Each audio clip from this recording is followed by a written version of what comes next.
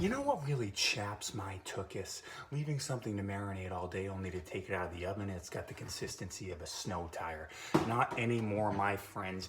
Introducing the Meter Plus, the world's first truly wireless leave and meat thermometer with a water-resistant stainless steel design. I mean, this thing is a thing of beauty. It is designed with internal and external temperature sensors to ensure perfectly prepared meat for any meal. The charger includes a built-in Bluetooth repeater, allowing range to extend up to 165 feet. That's over half a football field, fellas. The companion app, available for iOS and Android, provides recommendations for meat preparation, tracks finish and resting time, and saves cook history. Don't be stubborn, grill masters. This is a necessity for amateur cooks. Go to meter.com, get yourself a meter. Perfect cook every time. Let's go. Bye. And 3, 2, 1. Good morning and welcome to your Thursday edition of the Morning Jog. My name is Matt Cohan, and I am joined today, as always, by Francis Ellis and Robbie Berger. Hello, boys. Maddie, how fast does that brick wall make you fall asleep? This brick wall behind me? I mean, you want to fall asleep. I guess just put a brick wall as your I do. The 4 to 6 craft beers will get to it before the brick wall does. I'll tell you that one. Yeah, imagine you got the spins and you got a brick wall in front of you. It's luckily I sleep on this side of the bed. So smart. Yeah, there's a reason for that. Or on you know what I would do? I would put my back up on the bed and I would put my feet on the brick wall and then I would rub my feet like that and I would get rid of the calluses on my feet. Yeah, it's ridiculous. Says the psycho. So ridiculous.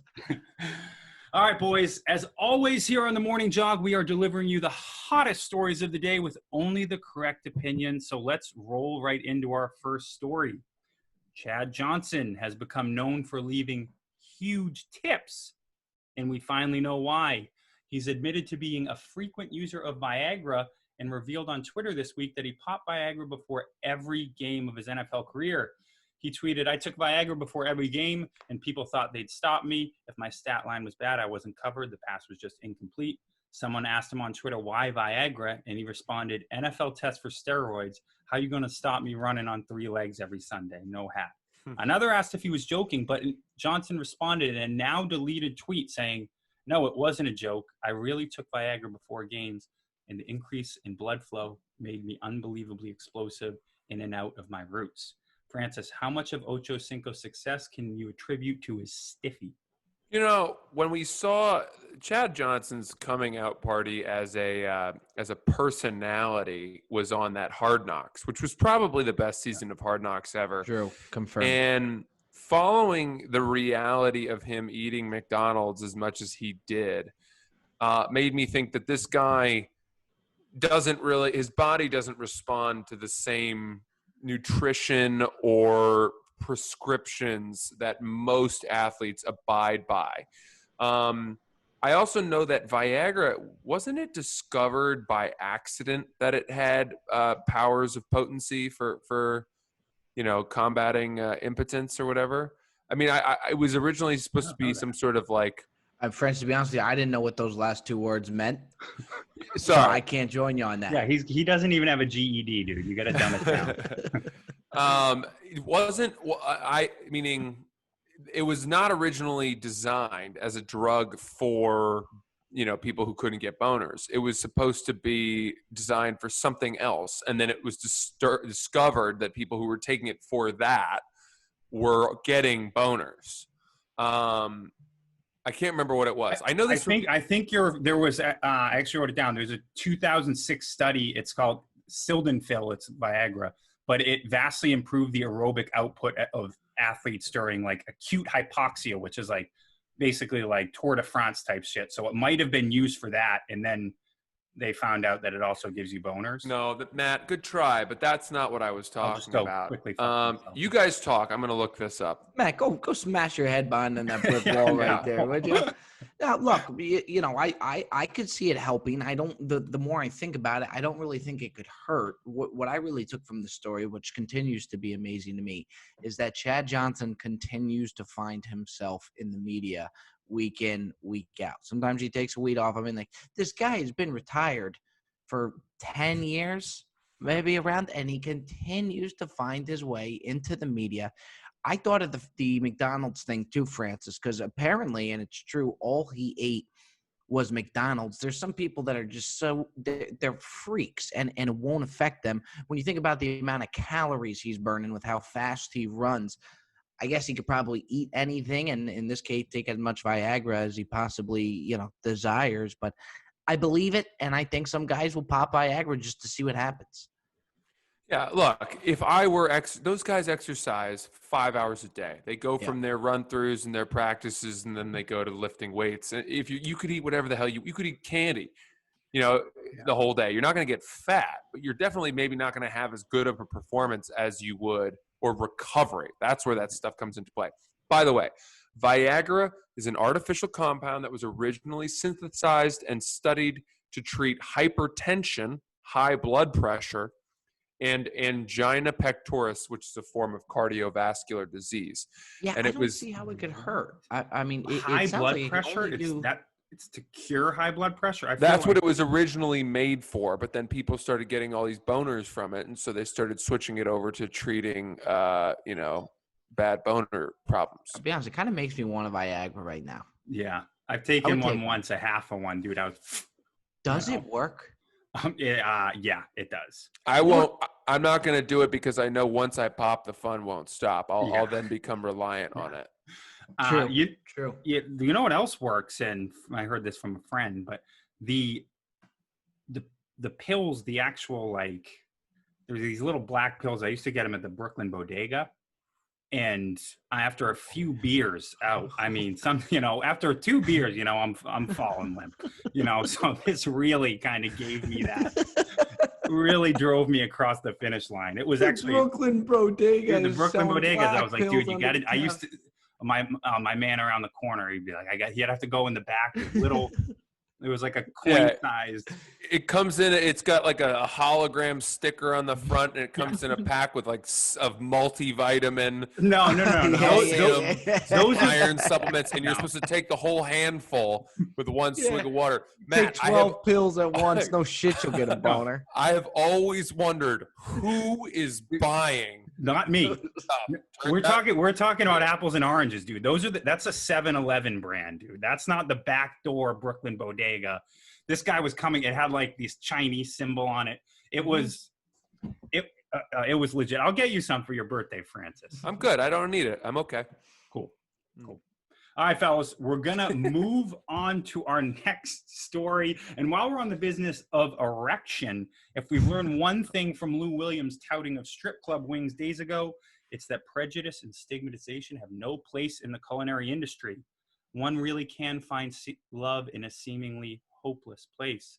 With this enlightened mindset, I'd like my co-host to follow Lou's lead and share any unheralded foods that transcend their places of origin.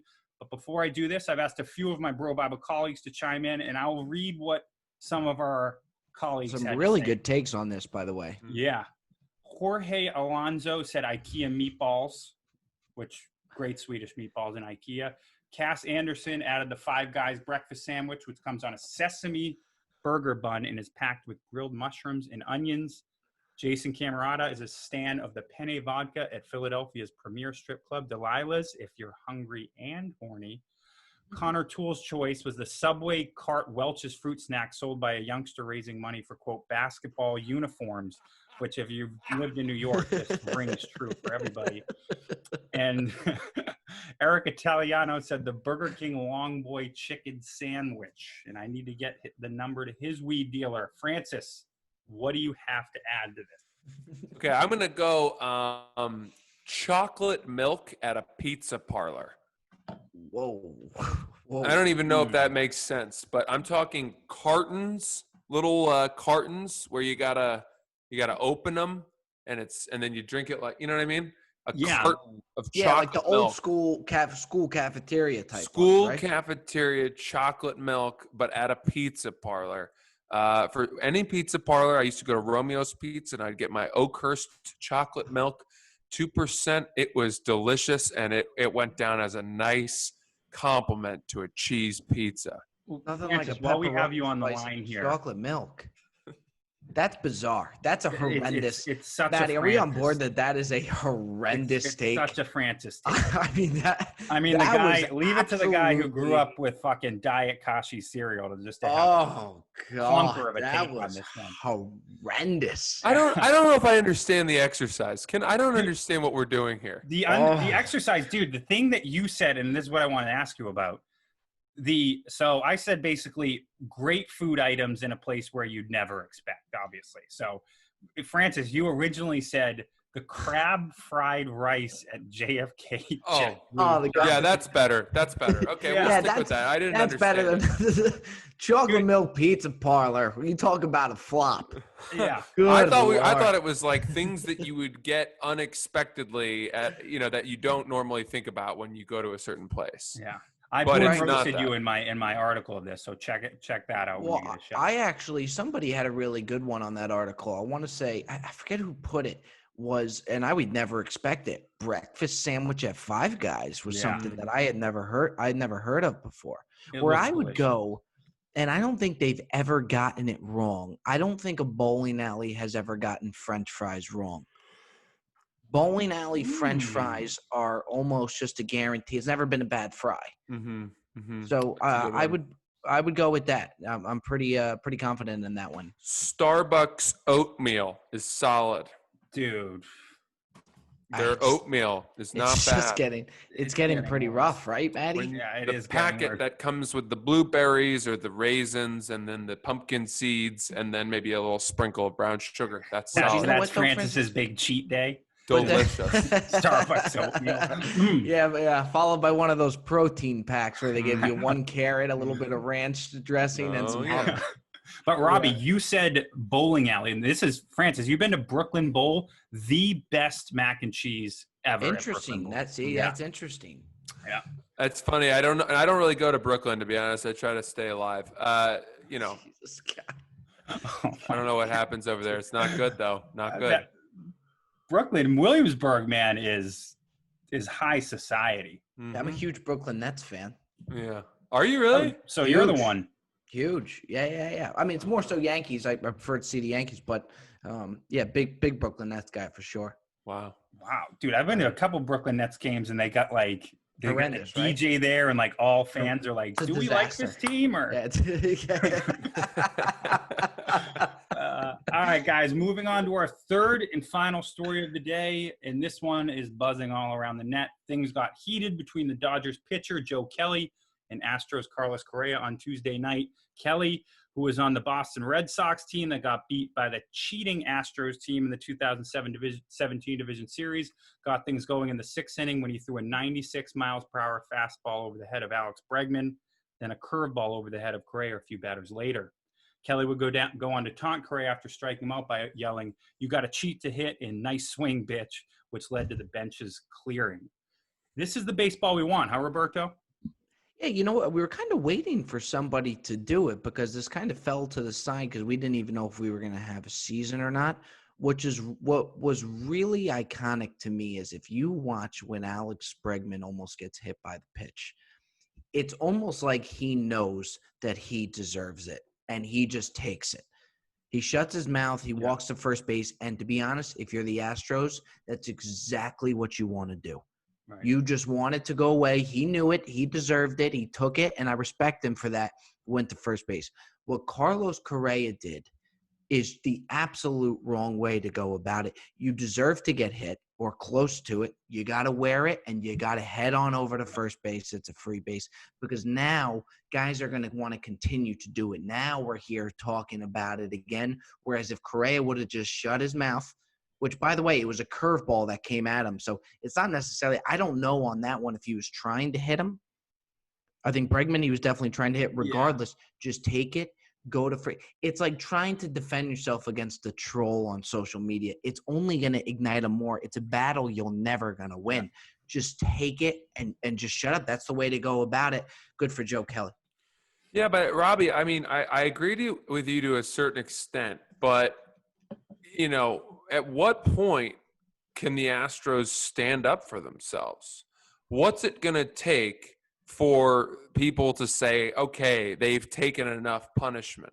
I mean, is someone going to have to get hit in the head and have their skull fractured before people are like, oh, okay, well, now they finally had enough. They get the message.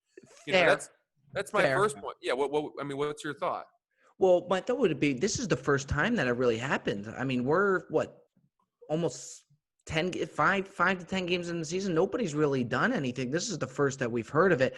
I agree. If it keeps going, then it's kind of like, but the first time that it really happens where we all expect it to happen, that's the best time to just wear it and head on over to first base. If this continued to happen, that I agree that's a different ball game, but you got to wear the first one because the first one's deserved. Yeah, and especially against the Dodgers. Obviously, Totally. that makes sense. Totally. But the only other thing I would add is that Joe Kelly was on the Red Sox when they won the World Series, and that was the team that was implicated as well for cheating. So there's a little bit of hypocrisy here coming from Joe Kelly saying you got to cheat to hit. I get that the Dodgers are always going to be angry and feel like they were cheated out of a World Series, but I don't know. I loved his. I love the faces. Such a great one. You don't see those faces in sports ever. Such a childish, like recess face. Oh, wait! You can see exactly what he was doing. It's funny. It's I kind of gotta- like a bad. Go ahead, Maddie. I said I got to think that the best thing to happen to the Astros as a team is for one of their players to get like seriously injured, like he gets a high chin music and he broke his jaw or something. Then people are going to be like, that's the Yes. best thing that could happen, because then it's everybody's like, okay, well, they deserved it. Because now I got to think that they'd rather not have the championship than just get fucking villainized day in and day out. It sounds so fucked up, but like the coronavirus thing is actually somewhat in a way good for the Astros because it kind of took a back seat to it. Yeah. And then if you could get, what you just said, Maddie, then they kind of turn into some people are actually like, all right, enough's enough. Yeah. Mhm. That hasn't Yeah. happened yet, though. No, and I just think that ignited the fire what Correa did, especially him being one of the main culprits. If you watch Bregman knew absolutely that was intentionally thrown at him. And he knew, it's like he stopped himself because he knew, I just got to take this one. Yeah. Brutal. All right, boys. That is our Thursday morning jog. Thank you for participating. We will see you. We're doing another one tomorrow. We're doing a Friday episode. So we'll see you back here tomorrow.